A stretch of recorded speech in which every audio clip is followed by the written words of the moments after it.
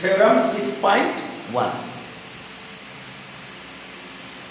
If two lines intersect each other, यहां से इस बात को सुनिए कि two lines intersect each other, दो लाइन है जो एक दूसरे को काट, इंटरसेक्ट का मतलब काटना। दो लाइन कितने पॉइंट पर कटेगा? दो लाइन को काट करके देखो, 6 क्लास में भी ये बात है।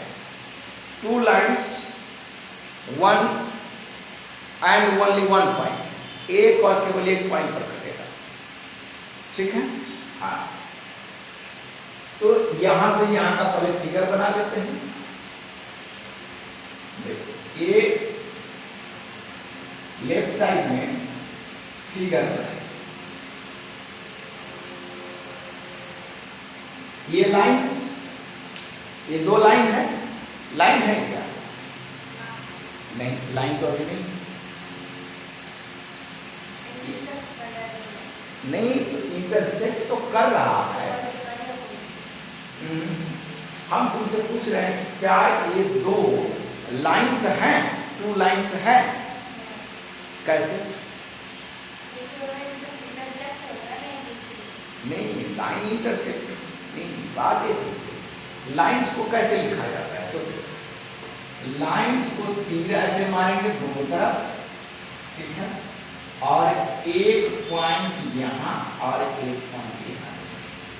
अगर मान लो ये ए है तो इसको क्या मानेंगे? एक लाइन, लाइन दोनों तरफ बढ़ता है ना, एंडलेस होता है दोनों तरफ। तो दोनों तरफ तीर देने का मतलब दोनों तरफ बढ़ रहा है। और रे क्या होता है? एक तरफ होता है। अब यहां से घट लेते हैं, ये रे बन गया। बात समझ में आ गई? और इधर भी तीर लगा दो और इधर एक पॉइंट तुम यहां दे दो और एक पॉइंट यहां दे दो। इसका नाम रख दो सी और इसका नाम रख दो। क्लियर? सावधानी ये बात कि इस लाइन के इस तरफ ए लिखा हुआ है, तो इस लाइन में इसी तरफ ए लिखना, ये नहीं कि ए इधर लिख देना और बी इस साइड लिखने का तरीका है। पहले तो राइटिंग दे दे। अब कोई बच्चे हैं सीधा ऐसे लिख दिया, ऐसे और ऐसे लिख दिया, टू लाइन तो नहीं है, लाइन नहीं है। जब तक कि दोनों तरफ तीर नहीं लगाएंगे वो लाइन नहीं होगा। और इंटरसेक्ट तो कर रहा है, कितने पॉइंट पर इंटरसेक्ट कर रहा है? 1 पॉइंट। उस पॉइंट का नाम क्या दे? ओ। चलो, इस पॉइंट का नाम हमने ओ रखा, ठीक। बड़ा सा हो गया, थोड़ा छोटा कर देता हूं। ये पॉइंट इसमें सट गया है, इसको थोड़ा सा छोटा कर देते, ठीक है। हाँ, और इस पॉइंट को अब इस साइड में, चलो ये ओ पॉइंट इसी तरह इंटरसेक्ट हो गया। अब देखो, then the vertically opposite angles are equal. Vertically opposite angle क्या होगा? इक्वल। तो वर्टिकली अपोजिट एंगल ये, ठीक है, और इसके ठीक सामने, अपोजिट का सामने ये हो गया, है ना? बात समझ में आ गई? और एक इधर से ए बड़ा वाला इसको डबल साइन से दिखाते हैं, राइट। और इतना बड़ा है, ये इतना बड़ा है, ठीक है। बात समझ में आ गई? हाँ। अब देखो डिफरेंस क्या है। तुम 7th क्लास में पढ़ रही हो, 7th क्लास में हो, you are in 7th class. तो 7th क्लास में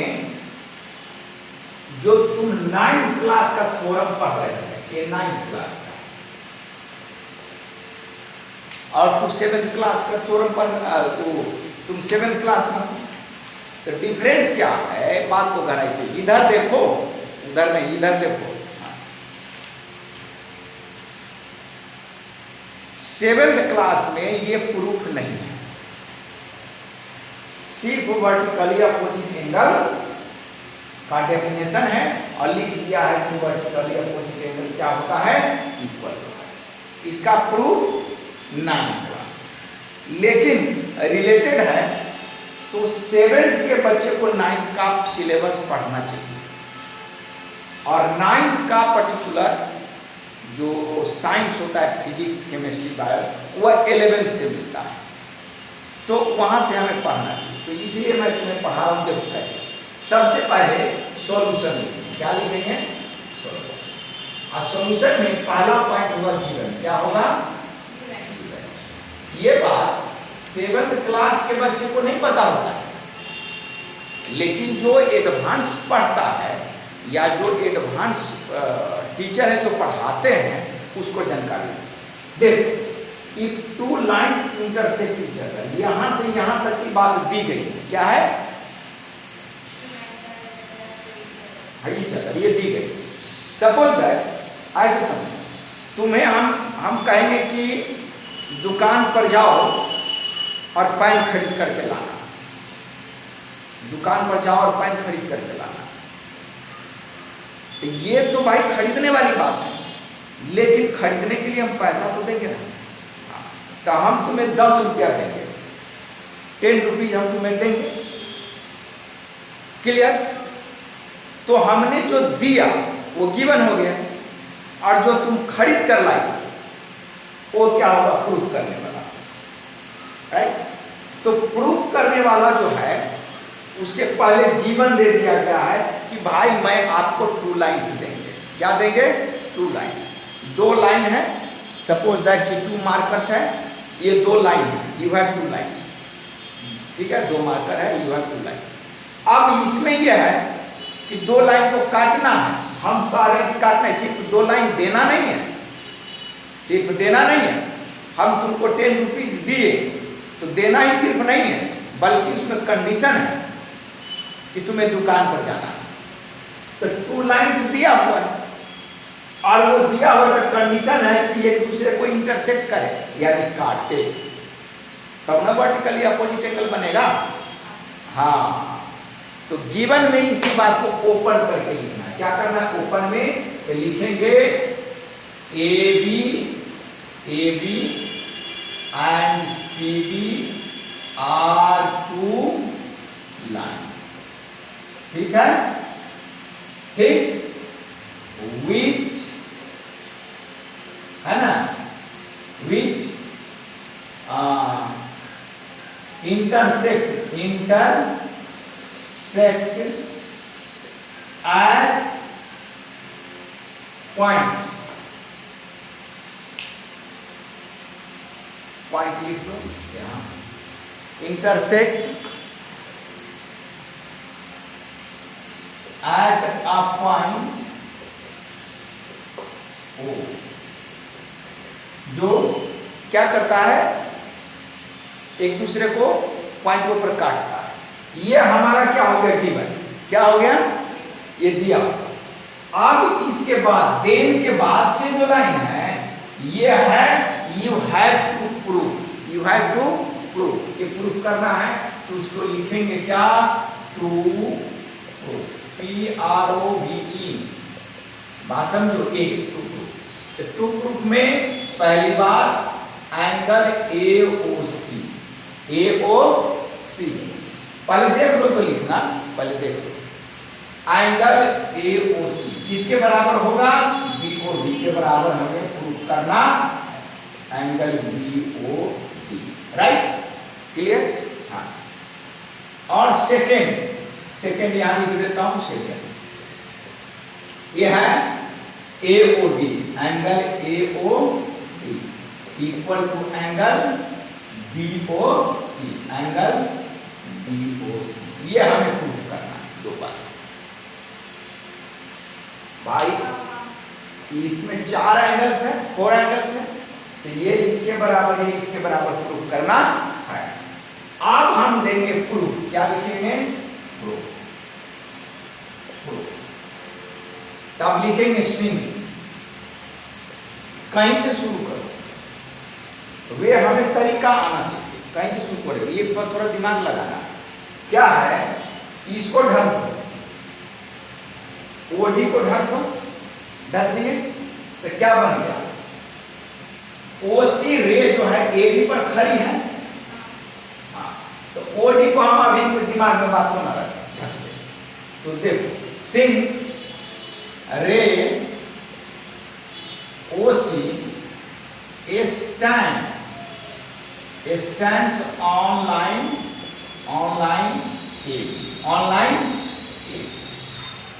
AB लाइन पर खड़ी है, therefore angle AOC अब प्लस एंगल BOC, ये कितना हो जाएगा 180 डिग्री होगा। इसे मैं इक्वेशन 1 मान लूं, अब ब्रैकेट में लिख देंगे बाई एलपी, एलपी का मतलब लीनियर पेयर। ठीक, अब लिखेंगे अगेन, अब क्या करो, ओडी को ढक दिए थे, अब ओए को ढक दो, तो रे हो जाएगा ओबी और लाइन हो गया सीडी। हाँ, तो अब लिखेंगे again ray OB stands S लगाना, stands on line C। हाँ, गुड। तो अब बनेगा angle BOC plus angle BOD equal to 180 degree. हाँ, अब ये बन गया हमारा इक्वेशन नंबर 2। इसके भी ब्रैकेट में क्या लिख देंगे, बाई एलपी। ठीक है, या फुल फॉर्म में लिख लेना, बाई लीनियर पेयर। अब देखो इक्वेशन 1 और 2 में RHS बराबर है, 180 और 180 है, तो लिखेंगे फ्रॉम इक्वेशन 1 and 2 कॉम वी है। ठीक, क्या है, तो अब दोनों को इक्वेट करेंगे, angle AOC plus angle BOC equal to angle BOC plus angle BOD। देखो तो है,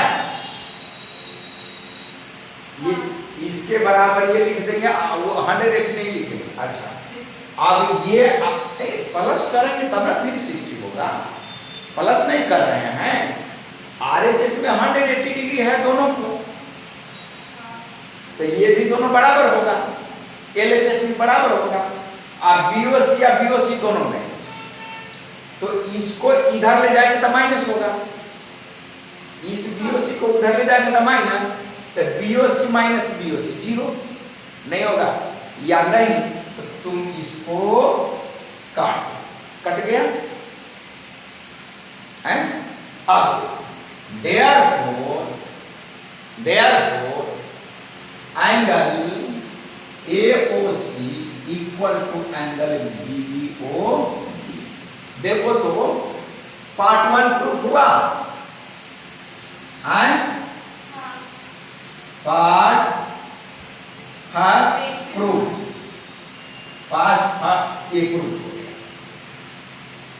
ठीक, अच्छा, अब यहां से एक वर्टिकल लाइन ड्रॉ कर देंगे, ड्रॉ अ वर्टिकल लाइन। तुम पेज के नीचे लिखना, हमारे पास है तो हम इधर लिख दे रहे हैं। क्लियर, बात समझ में आ गई? हाँ, अब एक बार इसको ढका, एक बार इसको ढका, अब इसको ढक दो, OC को ढकेंगे तब OD रे बनेगा। हाँ, तब लिखेंगे यहां से सिंस रे OD राइट किस पर खड़ी है, stands on line AB line पर खड़ी है, OD इसको ढको ना तुम, तो OD खड़ी है, तो आप लिखेंगे देयरफॉर एंगल AOD ठीक एंड प्लस AB पर करेंगे BOD एंगल BOD कितना हो जाएगा 180 डिग्री। इक्वेशन नंबर 3 ये भी लीनियर पेयर से है ना लीनियर पेयर से। अब देखो किस इक्वेशन से किसको कंपेयर करेंगे। हमारे पास इक्वेशन 1 है या अब यहाँ पर थोड़ा राइटिंग में रुको बाद में लिखना। Equation number first this is the equation number 2 and this is the equation 3। अब इसी तीनों इक्वेशन में से विचार करना है कि किसको किससे कंपेयर करें। 1 में देखो हमें प्रूफ करना है AOD, तो 1 में तुम्हारा AOD है ही नहीं और प्रूफ करना है BOC, तो BOC 1 में है ठीक, लेकिन AOD 1 में नहीं, तो 1 से बात बनने वाली लगता है नहीं ठीक। अच्छा सेकेंड में देखो हमें क्या करना है BOC है और BOC लाना है, प्रूफ करने वाले BOC लाना है और AOD भी लाना है। तो इसका मतलब ये हुआ कि BOD और ये BOD अगर कट जाए तो हमें AOD और BOC बराबर हो जाएगा। बात को यहीं पर दिमाग में रखना है किस इक्वेशन से कैसे कंपेयर करना है। ये बात अगर समझ में आ गया और एक एक करके अगर इक्वेशन लिखने आ गया तो प्रूफ करना आसान करना बस। अब देखो हम लिखते हैं फ्रॉम इक्वेशन 2 एंड 3। हाँ इसमें भी लीनियर पेयर देखो बारी यहाँ लिख देता हूँ लीनियर पेयर तो सब है। हाँ इक्वेशन 2 एंड 3 हाँ वी हैव क्या मिलेगा। सो देखो इक्वेशन 2 को लिखेंगे एंगल BOC ठीक, angle BOC plus angle BOD plus angle BOD equal to अब थर्ड इक्वेशन में angle AOD plus angle BOD right ठीक आ गया समझ में। अब देखो इस BOD को उधर ले जाएंगे तो माइनस होगा, तो BOD माइनस BOD कितना हो जाएगा कट जाएगा। तो हम यही काट दें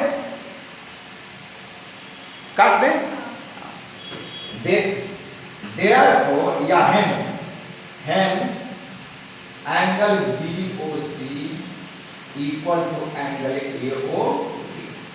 ये देखो तो ये तुम्हारा पार्ट सेकंड है, सेकंड पार्ट है, पार्ट सेकंड प्रूफ क्लियर हो। समझ में आई कि नहीं। इसमें करना क्या है बेटा, हम इक्वेशन को लिखें, इक्वेशन बनाना सीख लिया। ये हमारा फिगर का है, ये फिगर ठीक बात समझ में आ गई। हाँ घेर दिए इसलिए अब ये समझ में आएगा ये फिगर और इधर ये है। तो इक्वेशन हम कैसे बनाएं और हर इक्वेशन से हम कैसे कंपेयर करें कि ये बात बन जाए। अब तुम कहोगी कि सर आप रे OC से शुरू इसको ढक दिए, इससे शुरू किए, इक्वेशन बना नहीं, कहीं से शुरू कर सकते। तुम क्या करो, इसको ढक दो यहीं से शुरू करो, इसको ढक दो, इसको ढक दो यहीं से शुरू करो, किसी को ढक कर किसी से शुरू करो, ये कोई प्रॉब्लम नहीं, मंजिल फिर भी तुम पा सकती हो। बात समझ में आई। मैथमेटिक्स एक ऐसी जादुई चीज है जिसको समझ में आ गया तो आ गया, नहीं आया तो लाख समझाओगे मैथमेटिक्स समझ में नहीं आता। हमारे गांव में एक टहलू सिंह का बेटा, बड़ा बेटा, उसका नाम रघुनाथ। जब हम छोटे थे, 1990 की बात बता दे रहा हूँ, जब हम 8वीं 7वीं में पढ़ते थे उस समय, और उस जमाने में साइकिल जिसके पास होता था उसको बोलता कि साइकिल वाले, और जिसके पास एक रेडियो होता तो कहते कि रेडियो से आवाज निकलती है। तो हम लोग दरवाजे में जो मेह होता है ना, मेह जानती है, जिसमें आजकल तो हम लोग देखते हैं धान का दौनी होता था बैल से, तो हम लोग 4 बजे सुबह में ही बैल को जोत लेते या दौनी करते थे धान का। तो बीच में जो खंभा होता था उसी को मेह बोला जाता है। तो उस मेह में रेडियो को टांग दी जाती थी। तो हम बच्चे लोग कहते कि रेडियो में आदमी बैठा हुआ है वही बोलता है। आज तो छोटे छोटे बच्चे के हाथ में 20,000 25,000 का स्मार्ट मोबाइल है, हर घर में टीवी, और आज हर घर में मोटरसाइकिल है। लेकिन उस समय, आज से जस्ट तुम 30 साल पीछे चलो तो उस समय किसी किसी के घरों में साइकिल होता था, और उस समय एक साइकिल रेलवे साइकिल थी। आज वो कंपनी शायद खत्म हो गई है। रेलवे साइकिल नाम सुनी है? Railway cycle. तो आज तो दहेज में मोटरसाइकिल मिलता है, उस समय दहेज में, जिसको दहेज में साइकिल मिल जाती है और एक घड़ी मिल जाता और एक रेडियो मिल जाता, घड़ी साइकिल रेडियो, घड़ी साइकिल रेडियो चर्चा में था। उस लड़का को बड़ा इमेज होता कि दहेज में घड़ी साइकिल रेडियो। तो उस रघुनाथ सिंह को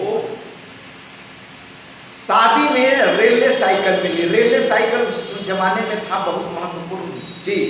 जैसे आज मोटरसाइकिल तो बहुत तो है, लेकिन बुलेट मोटरसाइकिल से चलता है तो उसकी इमेज फलाने के पास बुलेट है।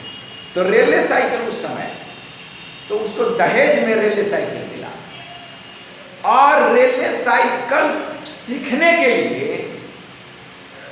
उस 6 महीना से ज्यादा समय लगा दिया, लेकिन साइकिल नहीं सीख सका। तो एक वो कौन है, कबीर जी हैं, तो कविता पढ़ी होगी, करत करत अभ्यास के। बोलो तो क्या है कविता? है कविता याद नहीं है? हमें भी याद नहीं, अचानक कभी कहानी कहें इसलिए बता रहा हूं। करत करत अभ्यास के जड़मति होत सुजान, रस्सी आवत सील पर परत निशान। अभी हमें भी बहुत दिन का हो गया पढ़ा हुआ, याद नहीं है कविता। तो इसका कहने का मतलब है, कबीर साहब जी कह रहे हैं कि पत्थर पर बार बार अगर रस्सी तुम घिसोगे तो पत्थर पर भी निशान हो जाएगा। तो इसलिए बार बार पढ़ने से विद्या आ जाती है, लोग कहते हैं। लेकिन मेरा विश्वास इस पर नहीं है। कितना भी अगर तुम्हारे पास पढ़ने के लिए बुद्धि नहीं दिया है भगवान, तो बार बार 1000 बार एक ही क्वेश्चन को तू बनाएगी, लेकिन समझ नहीं पाएगी। कई लोग नहीं समझ पाता।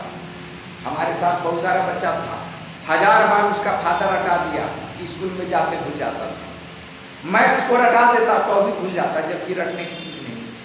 तो रघुनाथ सिंह को दहेज में जो साइकिल मिली, हमारी गांव की है, हम जानते हैं उसी को। हम लोग छोटे छोटे थे, कभी कभी हम भी उसको साइकिल सिखाने के लिए जाते थे, उसको चढ़ा देता, और रोज सुबह में 2 घंटे साइकिल सिखाने की प्रैक्टिस, आगे जाकर गिर जाते। साइकिल वो नहीं सीख पाए, 2 साल समय लगा दिए, साइकिल नहीं सीख पाए। लेकिन उस साइकिल से किसी कर कुटुंब यहाँ जाते थे, तो लोग पूछते कि आप साइकिल से कर कुटुंब यहाँ क्यों जाते हैं? तो कहे कि यह आज की डेट में स्टेटस सिंबल है। लेकिन वो गुरका करके जाते थे, ऐसे पकड़े, देखो ऐसे, जैसे तुम्हारा साइकिल पंक्चर हो गया तो ना ऐसे लेकर के जाते हैं दुकान पर, वैसे ही वो ऐसे लेकर के जाता। अब 5-5 कोस पैदल चल जाता, 7 कोस पैदल चल जाता, सिर्फ इसलिए कि मेरे पास भी दहेज में साइकिल मिली है। जिस साइकिल से मैं आया। लोग कहते कि साइकिल से आया। जैसे आज कोई आदमी अगर कार से फॉर्च्यूनर गाड़ी से चलता है और किसी यहाँ गया तो कहता है अरे यार फॉर्च्यूनर गाड़ी से आया है। बात समझ रहे हो? उसी तरीके से उस समय साइकिल और रेलवे साइकिल से जो जाते हैं तो उसका अगुवाई में बर्तहारी में रेलवे साइकिल से जाते उसकी इज्जत मिलती थी कि ये भाई वो साइकिल से आया। ये उस समय का डिमांड था। लेकिन रघुनाथ कभी साइकिल चला नहीं पाया। आज भी रघुनाथ सिंह हमारे गांव में जिंदा है, लेकिन वो साइकिल नहीं। तो उसी तरीके से कई बच्चे हैं, कितना भी पढ़ा दो वो समझेगा नहीं। तो ये बात तुम 7th क्लास में हो, कहानी कहा, तुम्हें ये बात पकड़ लेना है। और अब दूसरे तरीके से बनाना, तीसरे तरीके से बनाना है। तो 9th क्लास में तुम जब ज्योमेट्री पढ़ोगी तो यही थ्योरम से तुम्हारी मुलाकात होगी। चलो ये बात अब नोट करो और वीडियो को मैं बंद करता हूँ।